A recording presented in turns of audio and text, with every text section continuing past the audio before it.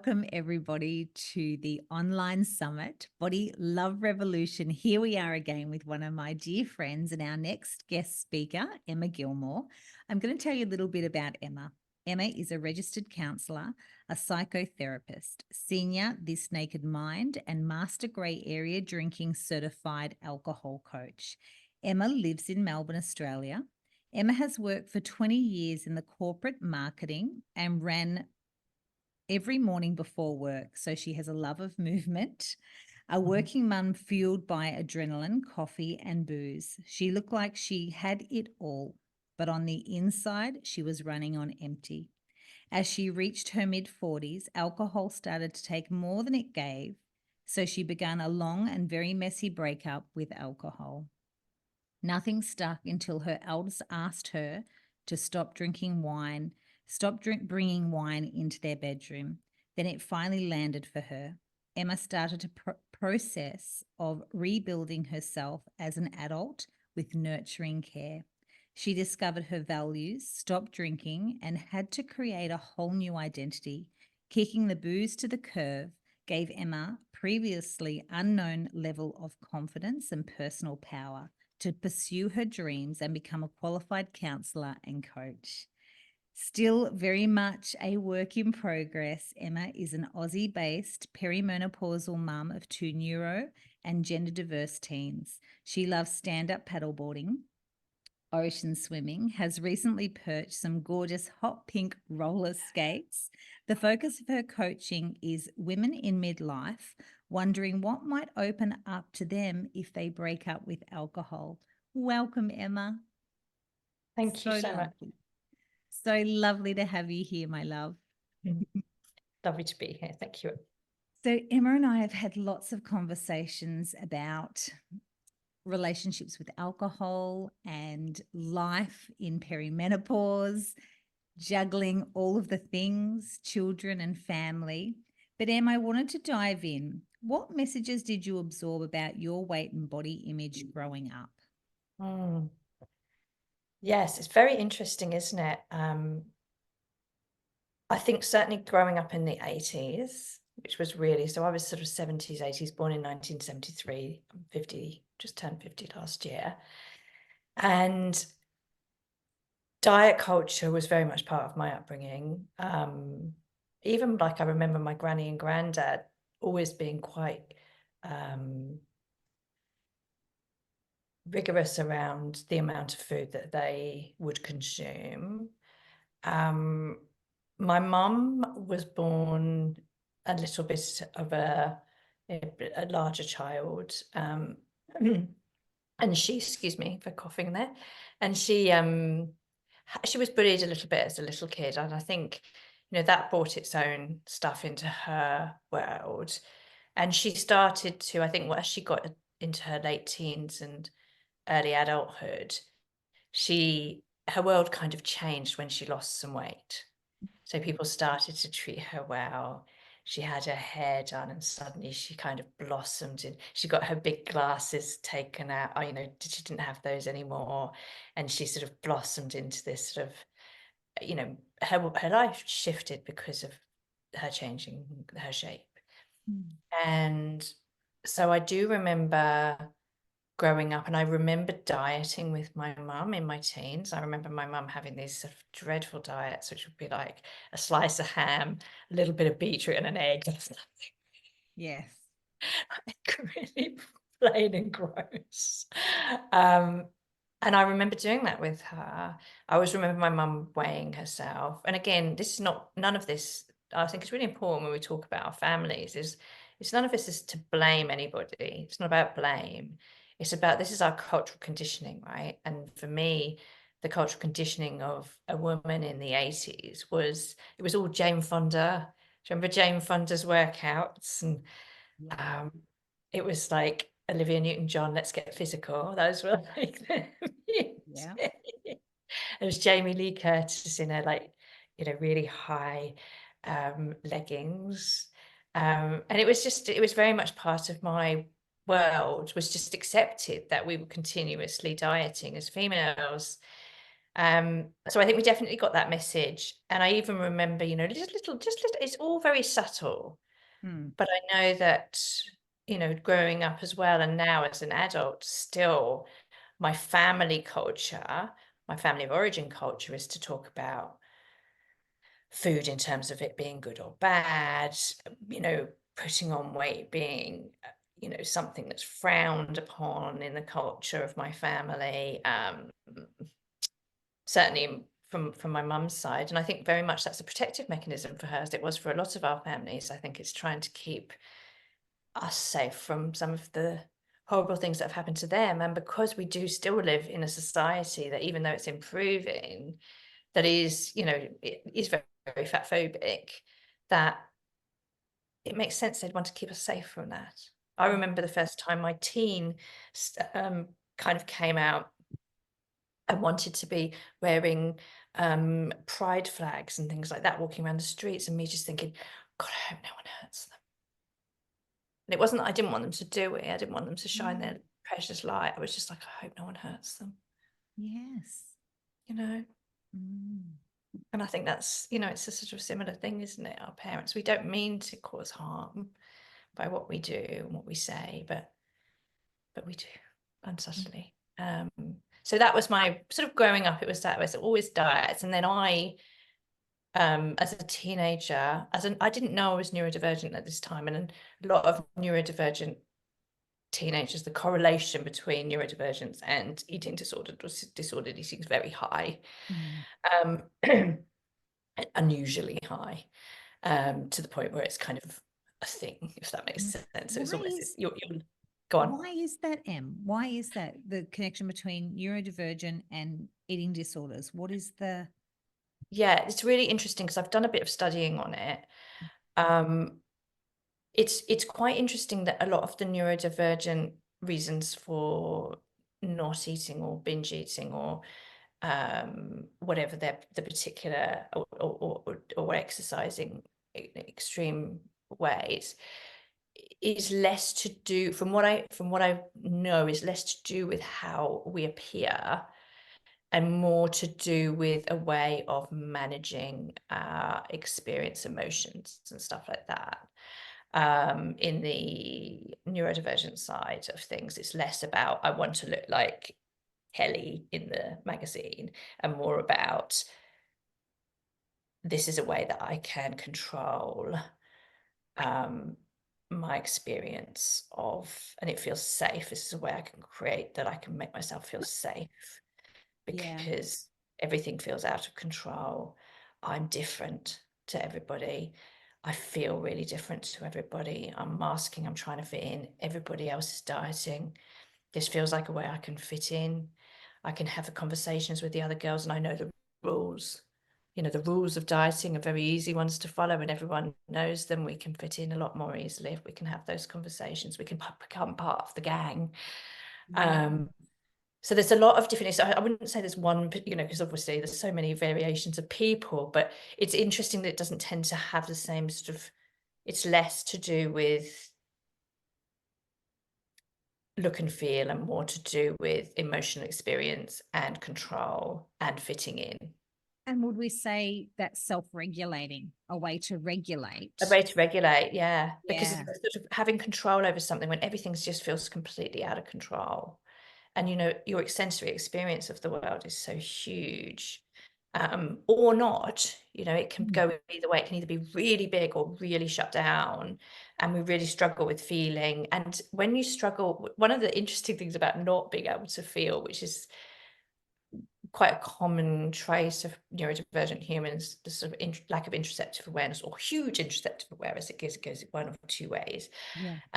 But if you have low interoceptive awareness, which is what interoceptive awareness means, is it's that ability to be able to feel something when it happens. So, feel when we're hungry, feel when we need to pee, feel when we, been sitting on our leg for too long, or we've been sitting in the same position for too long. It's like getting those cues between our brain and our body. They just don't work the same way. And so for a lot of us neurodivergent, it's actually something we can do relatively easily because of the disconnection. Because we don't know, the same hunger cues and stuff aren't necessarily naturally. That makes sense. But again, like I said, I would hate to speak on behalf of everybody because it's such a wide area. But for me, I started dieting. I did dieted on and off with my mum, but I started being bulimic, and I hope this doesn't concern anybody, but I started being bulimic when I was about 14 or 15. I think everything was feeling a bit out of control, and just felt like a way that I could manage myself and I could have control over something. And I think it was at that time, it was like 15, 16, it was like the world was getting a little bit tougher. Exams were getting harder and school was getting harder and pressure was, and so this was a way of maintaining. I remember being bulimic for about a year. And then I went more in the not eating. And not eating was always a really easy way for me to control when I was feeling really out of control. And it was always a really easy way to make people say nice things to me. Like when I was thin, even when I was like eating an apple a day, I never ever got anything other than compliments from people. Oh, you look really great. You've lost a lot of weight. So it felt like it was like validating. Yeah. I never got Reward. anything other than compliments when I was very, very sick. You look great. That's the illusion of it, isn't it? Yeah, Like that's the thing. You're on one hand, like you say, incredibly sick, malnourished, not fed, yet yeah, then you're being, getting that outside validation. yeah. Never ever got anything, ever, ever. No one ever said to me, "Oh my gosh, you've lost a lot of weight. Are you okay?" No one ever said that. No. Mm. And for me, it went on for years. Like I was doing that for years. And every time I'd have some sort of big emotional thing as well, I would get back to it. So it's one of those things that sort of like just comes back. And still, even with that now with diet culture, like we were talking about, because I practiced intuitive eating, and every now and again it will drag me back in because it's just like, oh, I could get control over everything again. I agree. This is the Just pull. get it. Yeah. And also for neurodivergence, we love a rule. Yeah. We love a rule, and we love it like like Yeah. feels ordered, it feels, Yeah. Feels safe. It's easy. feels safe. Yeah. And it's that whole thing when you're starting to feel out of control, well, you go, this is a great way. I can whip myself back into shape. Just get on the program, get on a Yeah. diet, and Yeah. you'll be right. Because there's something wrong with me, so I can fix myself. If I fix myself, I'll be all right. Yeah. Yeah. Because there's that deep-seated belief like we all have. Yeah. Neurodivergent or, neurotypical is there's something wrong with me. I'm Yeah. not good enough Yeah. where I I am. need, yeah, like you say, I need to be fixed. And I cannot just rest on my, laurels. I cannot stay where I am. I need to constantly be searching. And the next thing, and this is where, the sneaky marketing of the diet Yeah. culture, Yeah. Yeah. I we need to fit in. I need to fit in. It's all about fitting in, right? I need to fit in. I need to not stand out, not take up space. It's the same with alcohol. So similar. It's like I need to fit in. I cannot, have a problem with this. This cannot be something that it I'm not prepared to die on this hill, you know, Mm, yeah, metaphorically, but yeah. actually in reality, it's kind of like you can get that. So what was the turning point for you, Em, do you believe, in your journey around your body acceptance journey and your, coming from diet to bulimic in Mm, teens and then to an adult? And clearly, as we heard in your bio, mm, your time then where you're running lots, you're not eating, you're mm, drinking. mm, What was the shift? Was there, I know one of your children asked you not to bring alcohol into mm, their mm, mm, bedroom. Was mm, there, what changed things in the intuitive eating, you coming across that and practicing that and studying that? mm, What was the turning point for you? mm, mm. I think there are a few, and I've done a lot of work on intuitive eating, and as we know, Em, I'm I'm just about to become qualified as an intuitive eating counsellor. Um, but it's taken a little bit of time for me to let go of, and I still don't think I have 100%, and I'm not sure you ever do, to let go of this societal conditioning about what, that sort of idea that thin is healthy, and, um, being in a bigger body is less good than being in a regular size, you know, than being in a regular or thin body. But my turning point, I think, came after I stopped drinking. I don't think I stopped dieting. I don't think I even thought about that at all until after I'd stopped drinking. But that's true for so many things for me, because it's only really when you stop drinking, because why most of us drink is we drink because we're trying to numb or suppress or control our experience of life. So when we stop drinking, we then have to kind of work on all the things that we've been numbing and controlling and suppressing and bring them all out into the light, which is why it can be quite a challenging time. And I think one of my things was, this doesn't sit right for me. There's me, here's me, this feminist. I don't want my children to be having the issues that they've had around that I've had around my shape and my, you know, really unhealthy eating practices and things like that. And just that whole, you know, same with alcohol, it's like waking up in the morning and beating yourself up for not having done the thing that you set out to do. So I didn't want to bring that into my home. But I think the biggest thing for me has been swimming. I was saying this to Em, like swimming is just such a, like in COVID, I started swimming in the ocean, which I never believed I would do, because I was always like, even though I grew up near the sea, I was always a bit frightened of going in the ocean because it was so big and there was all these scary things in it. And I think particularly as you get older, you get more frightened, don't you? When you're a child, you don't care. You're like, let's go, it doesn't matter. We'll go tumbled by the waves. And you get older. And I found myself, I'd moved to Australia and I would only ever go in the water when it was like 40 degrees, because just to cool off, you know, that would be why I'd go in the water. And then over COVID, I decided I was going to start and learn to swim in the sea and there was a bunch of women and they were going out over COVID and they weren't swimming to get fit. They were swimming to be with each other, to get the benefits of being in cold water. It was breaststroke. It wasn't anything. It was a chat, 15-minute chat in the morning. Beautiful. Incredible experience. And the group grew and grew and grew, as many swimming groups did over COVID. And I met some of the most incredible humans through that. But one of the most beautiful things was how grounding it is to be with a bunch of women in their daggy old swimsuits every day when they've just got out of bed. Yes. And how lovely it is, and how real it is, and how it doesn't matter what size you are. And one of my biggest thing, I was saying this to Em, was, and I remember, and I'd learned all this stuff, like I'd read it, I'd learned it, but until you feel it in your soul, I don't think these things sometimes don't kind of come true to you, do they? And I know I was walking out of the water, I'd been swimming by myself, I was following two women, and they looked stunning. They had these beautiful, they'd be in like an Andy swimming costume, kind of like catalogue or something like that. They would just looked amazing. I was like, I remember thinking, oh, if I looked like that in a swimsuit, everything would be so much better. It was just nonsense. It was like, you know, the whole world would be so much better. Everything would just come easily for me if I looked like this. All of my problems would go away. It would be wonderful. And I remember thinking to myself, oh, this is interesting, Emma. And again, it's this, you get a moment to look at some of your thoughts, right? And I remember thinking to myself, how do I feel about my friends who are in a bigger body as opposed to my friends that are in a smaller body? Do I love my friends in a bigger body more than I love my friends in a smaller body, or vice versa? And I was like, I don't give a shit what size body my friends are in. I really couldn't care less.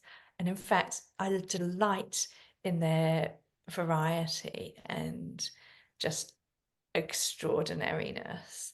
And it just dawned on me, like, if I am feeling like that about other human beings, why am I treating myself so differently? Like, why am I not loving myself when I am feeling like I'm in a bit bigger body than perhaps society might?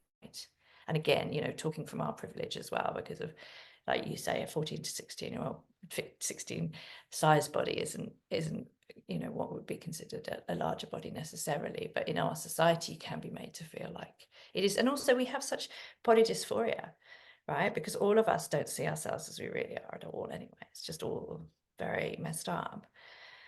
But yeah, so for me, it's swimming. I think swimming's been extraordinary, and swimming with a bunch of people around in my local area. It's like they have all these different swimming groups. They've got the silver salties. They've got, like people who are like in their 70s meet on this day. And my group's like the age in my group is like, I don't know, probably from the 30s to the 70s.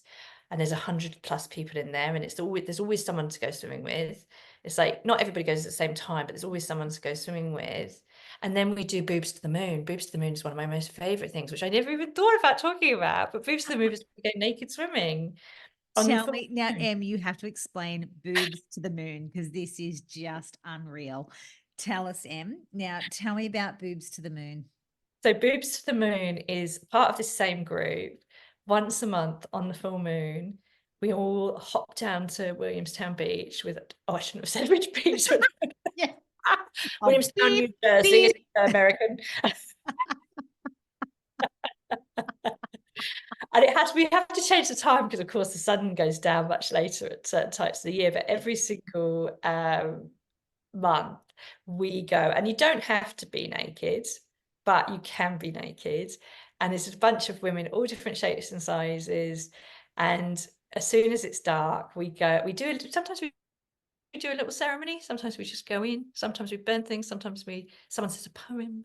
Sometimes, like I said, we just go in. And it depends, it doesn't matter what the water's like. Most people tend to be nudies, but you don't have to. Like I said, some people wear their swimmers, some people wear their wetsuits. It really doesn't matter. It's not about that. It's about just being with a group of women doing something a wee bit witchy on a full moon night that just feels really cool and a bit countercultural. And then we swim out to the little pole there if you want to, you don't have to. And we do a bit of howling at the moon. We do a little bit, and everyone gets their boobs to the moon. And then we come back and have our chocolate and go to bed. And it's Oh, delightful. that is just so beautiful. Like, what a gorgeous thing. Talk about good old fashioned fun. Yeah, Just good yeah. old fashioned fun. It's Getting your boobs to the moon, having a bit of fun, all different shapes and sizes. Just joyful, pure mm, joy. mm, mm. So gorgeous. And And I I was think going to read. Shall I read my poem? I would love you to read your poem because this is just beautiful. Please, Em, take it away. Read us this gorgeous poem. So I said to Emma, I really wanted to come and read the poem on this because it's so appropriate. And I'd read it. It's in the changing rooms in our local swimming club. And it's like stuck with a bit of blue tack on the wall. And I apologise if it's somebody's poem and I'm not crediting them, but because I don't know the name of the poet. So again, we can always look it up later and find out. But the poem goes, 3 good friends went for a swim. The one who was fat wished she was thin. The one who was curvy wished she was clever. The one who was clever wished she swam better. The really great swimmer wished she was witty. The one who was witty wished she was pretty. All 3 friends thought the other 2 were just fine. If only they could let their own bright light shine. So throw on your swimsuit if you're fat or you're thin. Enjoy fun and friendship. Love the skin that you're in. Oh, that just speaks to my heart, Em. Me too. Yeah. So beautiful because it's so true. This is what we do. We want to be, we're just never satisfied with what we are. Yeah. And like you say, it's just such an illusion too. We think the body dysphoria is Yeah. just so real and prevalent. We just don't see it. And I think about, Em, what you do, swimming with that beautiful group of every different age, shape, size, boobs to the moon. And I think about my own acceptance of my own body acceptance journey. And this is for me, and I'd love to hear what you think about this, Em. The way for me to heal and accept my body, this body acceptance, is to keep getting in my swimmers and being seen, not hiding myself, not grabbing the towel right to the water's edge, then throwing the towel and jumping in, not having my husband walk with me with the towel to take the towel off of me.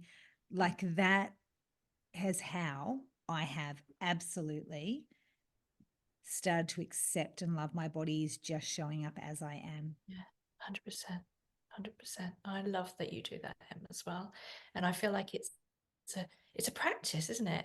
It's not something that we do straight away. It's something we practice. Takes And the time. more we do it, the easier it gets. Yeah. And having conversations like this and having other friends to walk with us on this path and do it does make it easier. Like the more we talk about it, and even with the Body Love Revolution Summit, I've had, many messages, I've been sharing, as you know, lots on social media about this and my own journey. The other week I did a reel with me and my swimmers walking into the ocean and So that's coming true. out.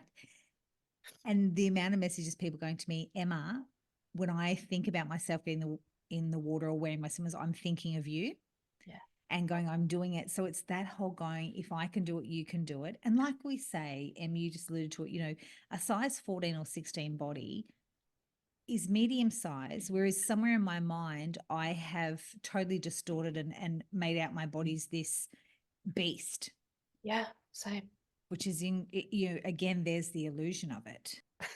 It's just that beautiful coming together and chatting as women about our body acceptance journey is the gift, because we have, women as grown up in the 80s, 90s, the messaging wasn't this. It was, you're wrong, you're broken, get on a diet.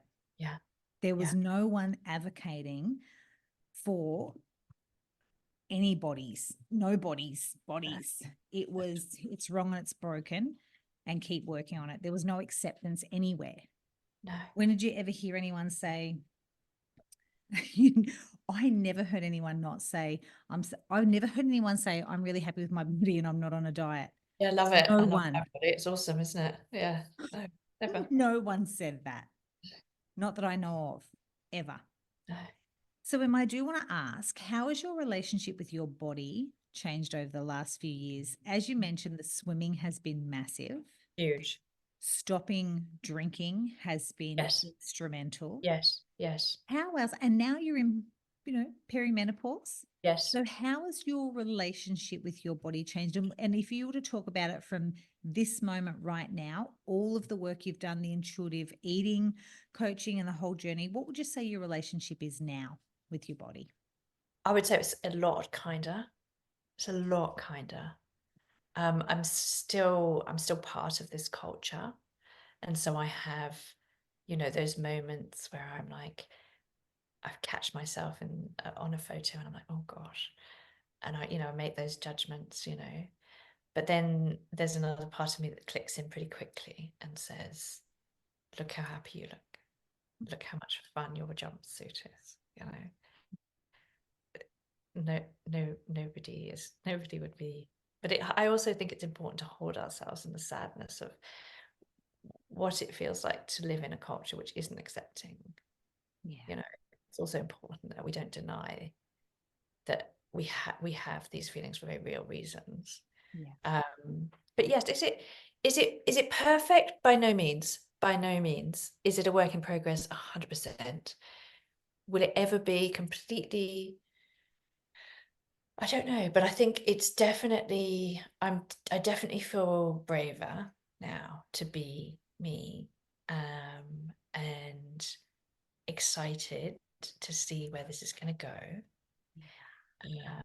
Delighted to have people like you doing this, and other humans having these conversations, and even all of us standing up to our friends who are saying silly things without meaning to, like we all make mistakes, right? We've talked about this, you and me, before. We don't get all this stuff right, but calling out when people say things that are not helpful to our precious little souls and how we make our way through the world.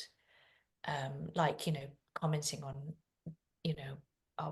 the size of our body when they see us, or, haven't we lost weight, or just being nice and kind, but kind of calling that out now is a big piece of this work, because it's also that fear of rejection, isn't it? Standing out from the crowd, being willing to back your shit up, which is really scary. It's a bit like, people say they're not drinking, or they've decided to take a break from drinking, and then they get all that stuff from other people, which, you know, often is worse in our brains than it is in reality. But it's still that same sort of thing. It's like, I'm going to take a brave step. I'm going to actually have my own back, and I'm going to stand up for what I believe in. And even if that means that I might be rejected because of it. Or even when you're saying that, Em, I think about actually just being able to sit in the discomfort of that. Yeah. So interacting with someone who Yeah. I like and I don't want to be rejected by, and whether it be saying I'm actually alcohol free this month, or Yeah. that's me, I'm Yeah. alcohol free one month and then I'm not. That's my journey at the moment. Yeah. And saying I'm alcohol free, or if it's a comment on body, saying, hey, you can comment on anything, but please don't comment on my weight. Yeah. Saying that, and then being able to sit in the discomfort of that. Yeah. Yeah. And Without being trying to okay. fix it. Oh, I'm so sorry. I'm just phoning you because I just wanted to say, did I make you feel? Yeah. Because Without that's then having to feel like you then have to apologize yeah. or justify or explain, Yes. but actually being okay just to sit in that Yeah. discomfort. Yeah. Yeah. Yeah. It's hard. That's the It's work. hard. That's That's the the work. work. Mm. Yeah, being able to be okay with that. And also not feeling like you have to defend yourself when you're actually communicating what you need, or Yes. if it's a direct question, answering it to the Yes. point and being very loving and kind, but also having a really firm stand around Yes. it. Yeah. Yeah. Yeah. Especially for Yeah. women, it's very difficult for us to do that, isn't it? We've been Yeah. conditioned not to do that. We want to keep we want to keep everyone happy Yeah, we do.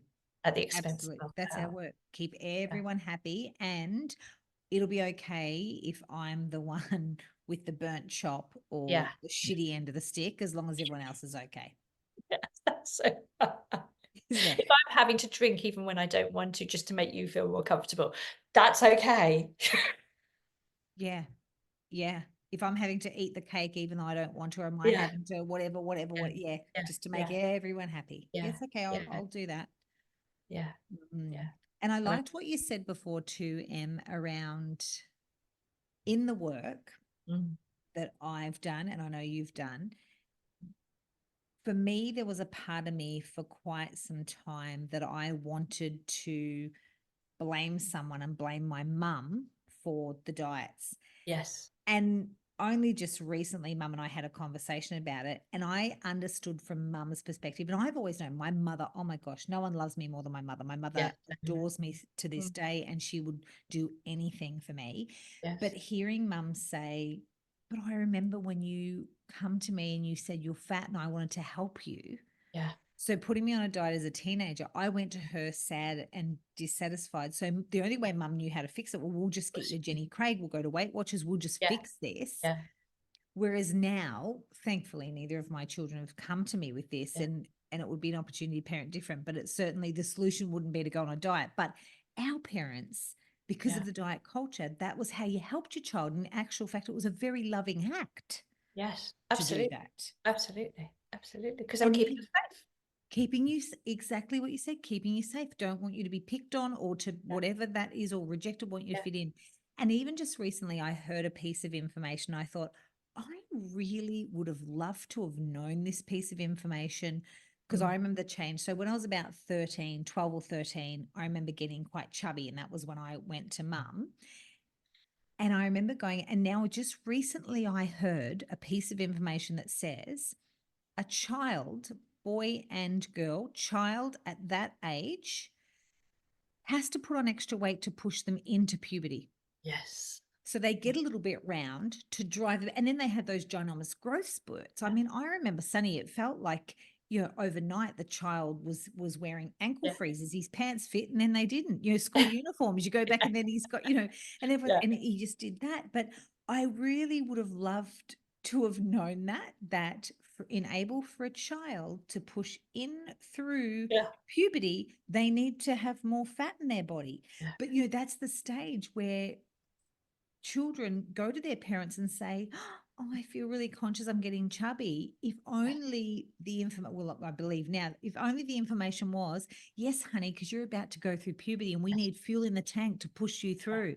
This Yes, is this, your body is in flux and flow. that's it.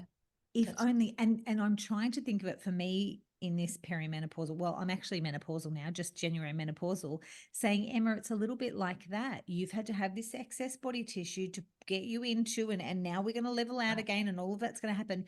But Yeah. it's that discomfort that's really hard to sit in and see through and understand that things are in flux and flow. Absolutely, absolutely. And you're right, as we all know, one of the biggest side effects of, we do put on weight during perimenopause and during menopause. It's part of it. It's just Out of it. part of our body's changing, right? Yeah, we're changing, Yeah. and change is good. Huge piece of hormonal change. It's like they say Yeah, at least as big, if not bigger, than the reverse version when we were going through puberty. So yeah. a lot to be kind to ourselves while our bodies are going through all of that, right? Yeah. And that's exactly right, Em. A lot to be kind when we're going through another change, Yeah. a time to really step up with the kindness, the self-kindness. And that's also part of this whole, body love revolution. I'm about to do the body love program after the summit. I'll have the Yes. program, which is because it's a practice, isn't it, Em? It's That's not it. like, we hear your evolution and your journey, and even saying you're not completely there, but gee, you've come a long way. Yeah. And the testament to you swimming with all these beautiful humans, that's the practice, that's the Yeah. work, showing up in your swimmers, out of bed, looking Yes. like a mad woman. Yeah. Forgetting your knickers and having to go home with no undies on. That's Yeah, that's the joy. So Em, I did want to ask, what has been your biggest aha moment in relation to loving the skin that you are in? Mm, mm. Biggest aha moment. I think it really is that, why am I treating myself so badly when I wouldn't treat anybody else that same way? I think that's probably my biggest thing. And then there's something in me that's like, and I found since I've stopped drinking, my intuition is so much more attuned. And there is something in there that says to me, there's something not right about all of this. There's something terribly off about all of this. Even like, all the different facets of it, pretending not to be diet culture that kind of still are, the healthy thing. Like there's this whole like diet culture hiding behind healthy. And even my mum will say to me, well, it's not healthy, is it? And actually you find, when you actually look at the science behind it, it's not what people think. It really isn't.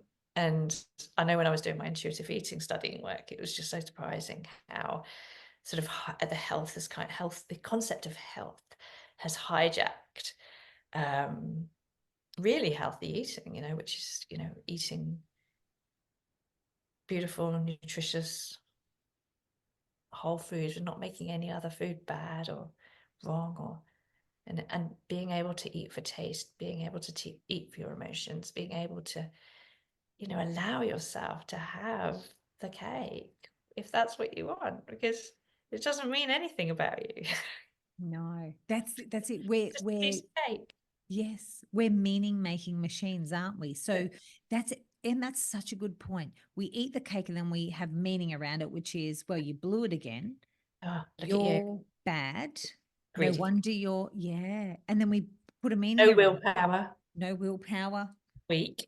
weak. Yeah, Mm. you've done it again. There you go again.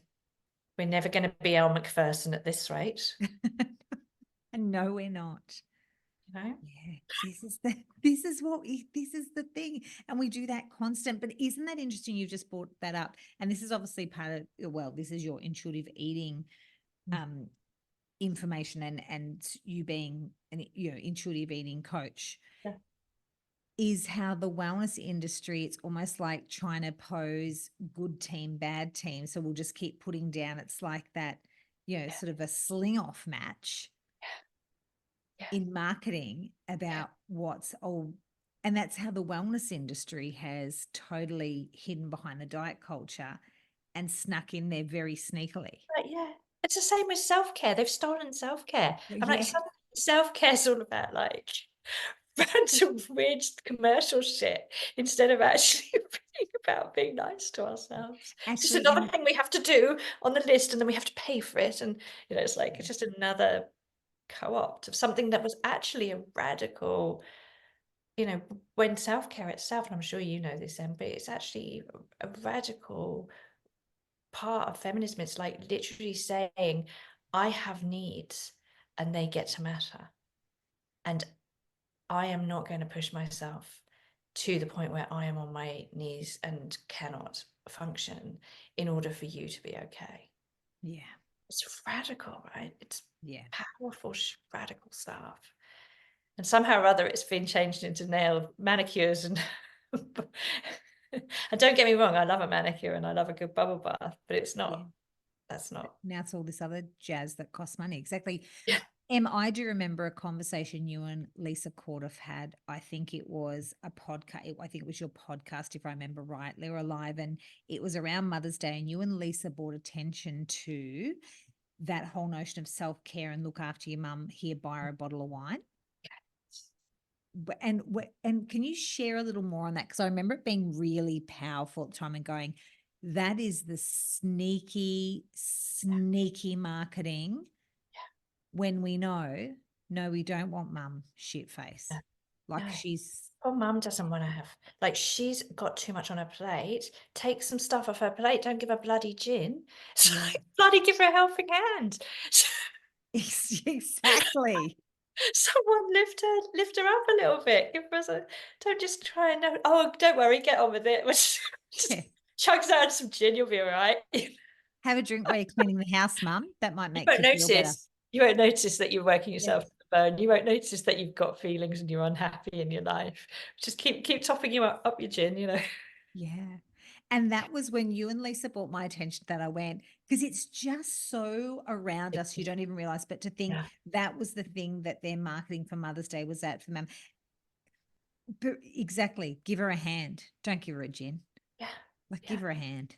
yeah, Oh, exactly. so Emma, I do want to ask, with your training being an intuitive eating counselor, how does Mhm. intuitive eating relate with women who are wanting to live into their midlife and be alcohol free? So Mm. what's the relation What's to, the, yeah, how do you feel that fits? it fits. Well, for me, it's really interesting because one of the reasons, and one of the reasons many, many women stop drinking is because we want to lose weight, right? That is one of the primary reasons why women stop drinking. Mm. I want to lose weight and I want to be more productive. So hilarious. It's not hilarious because that's exactly why I went into it. So I totally get it. Yeah. But it's almost like everything with alcohol. It's like the opposite is true. It's like actually it's us trying to fix ourselves because we think we're wrong. And it's us trying to work ourselves to the bone that's causing us to drink, as opposed to let's stop drinking so we can do more of that. It's like let's do less of that and then we won't need to do the drinking. It's very interesting. But so the reason that I got called to do the intuitive eating thing was I looked at all the different, and there's research for every type of diet, right? And Mm. there's not one's not good, one's not bad, doesn't, all these different like food, whatever. You do you. For me, it was more about the principles of intuitive eating. There's 10 principles of intuitive eating, and the two kind of most important ones for me is number one, is that diet culture is causing huge problems for us as a human race, Yeah. and that it's never okay. Diet culture is never okay. It's something we need to get rid of.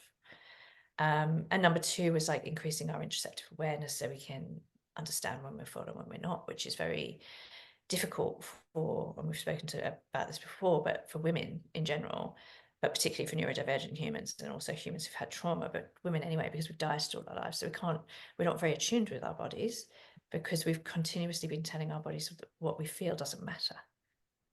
We're just going to ignore it. And And so we've Em, pushed. my Go on. experience, sorry to interrupt, my experience, I've outsourced it. Yeah. I Oh, have yeah. outsourced my eating Yes. to a point where this is where, you know, coming back home, coming back into the body is the work. Yes. That's it. That's it.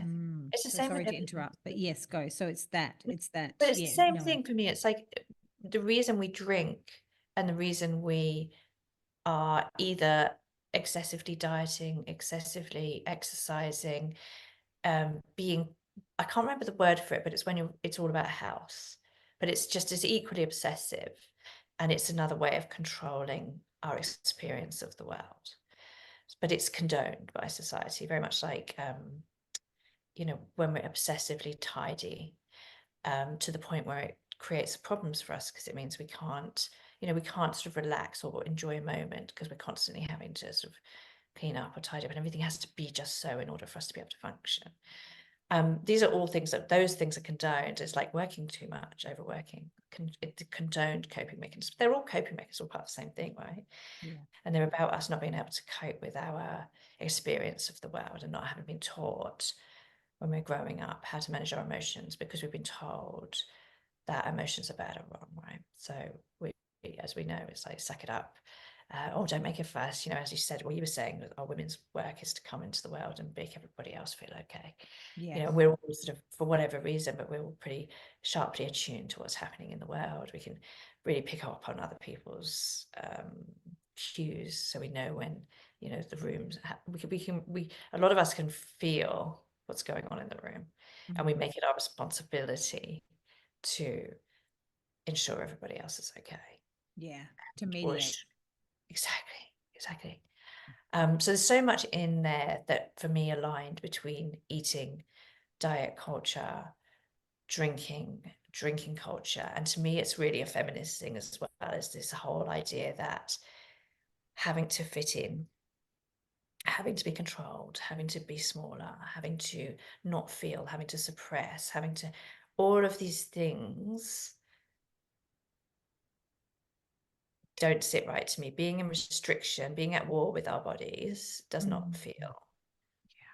My intuition says to me there's something wrong there. It's like I keep singing that song, there's something wrong in the village. It's that kind of like there's something wrong. Yeah, we're not doing this life thing. Yeah. That's the key there, Em. If we're at war with our body, something is wrong. And that is, for me, my experience of diets. I'm at war with my body. Yeah. We are punishing. Yeah. We are restricting. Yeah. We are pushing. Yeah. We are absolute in chaos. Yeah. Because it's this whole, and it's on your mind. Like, I think so, my biggest regret in my life is the amount of energy I have spent about dieting and controlling and food, and that has been, it's so much energy in a day to that, thinking I'm not good enough, I'm too fat, I'm too this, I'm too that, and that control. There's nothing intuitive about that. And to me as well, it's all trauma. So, the reason that we think I need to fix myself in order to make the world okay is because as little children, we've made an interpretation of the world, and you'll know this as well, but we make an interpretation of the world. Things didn't work out how the way we wanted to. Somebody, for whatever reason, wasn't able to reflect back our value to us in their eyes. For whatever reason, they might have had their own stuff going on. We might have had a sibling who was demanding a little bit more attention. Our families might have had their own stuff going on. They might have been at work. They might have, whatever. It's kind of almost like commonplace that we will have felt that we were not quite good enough, that we weren't important enough, that we didn't matter enough. And even just silly things like, being left to cry and not being picked up and comforted. All of these things have an impact on us when we were little. And what happens with children is instead of thinking that we can, it's like, this is the problem that we have with big emotions, is instead of believing, which we can learn as adults, that this big emotion, this big experience of life, the thing that's making us sad, this thing that's making us unhappy, it is going to end and it's all going to be okay. As a little child, we just go into shutdown and we think no one's coming. And so for a lot of adults, who can't cope with a big emotion or a big emotional experience, particularly if they weren't allowed to have them as children or were punished for having them. The fear is that if we have this experience, it's never going to end and no one's ever coming to help us. And isn't that so sad? It's like, Yeah. but it's the reality of the situation. People are like, what happens if I open the dam and I cry? Mm. When's the tsunami ever going to stop? Yeah. And then what's going to happen? So for me, both intuitive eating and working with humans around alcohol in the same way, always coming from a place of compassion, always coming from a place that the human being is good. The human being is a beautiful, beautiful, freaking amazing potential joy and light, whatever. And the world comes in and it stamps all over us, right? And then we take that on board and we spend the rest of our life until we get into midlife, usually believing it all and Yes. trying so fucking hard to fit these rules. And then we get to midlife and our estrogen goes and we just can't be asked anymore with it. Yeah. So we have to look at it. It's like, I just literally don't have the energy to do all this. Yeah. Like, I just can't do this anymore.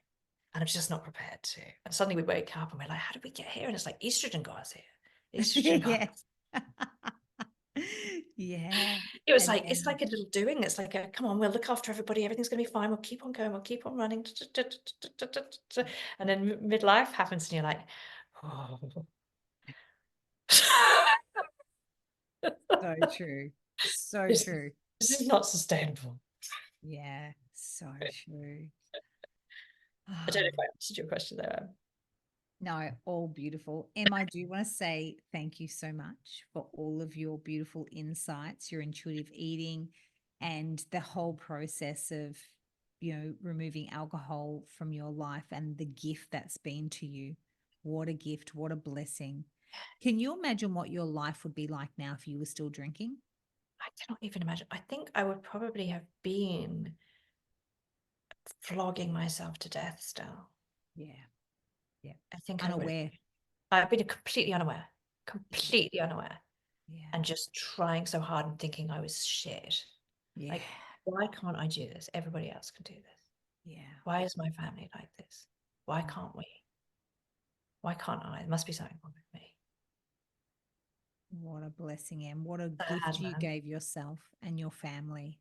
Mm, What a gift. mm, And now you're living, like, hearing this beautiful experience, boobs to the moon, swimming, your somatic dance that you Oh, do, yeah. all of your yoga, all of the beautiful things, the connection, the women that you help, being a shining light because you were brave enough to listen to your own inner Mm, voice, your own inner voice of wisdom. You got some little crack of light there that yeah. you were able to then open up. And like you say, no, you're not perfect. No one's perfect. And my life isn't all love and light. I have days where I'm just very tired and I can't get out of bed some days.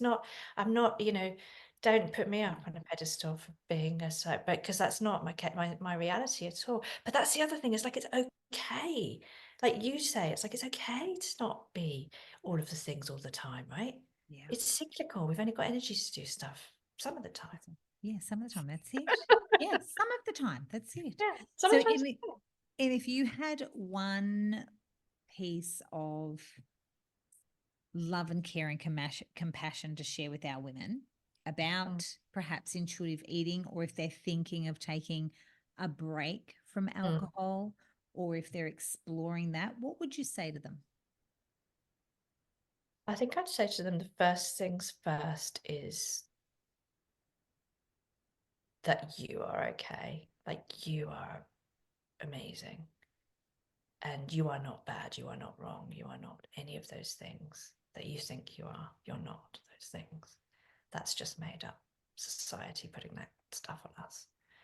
And I would say,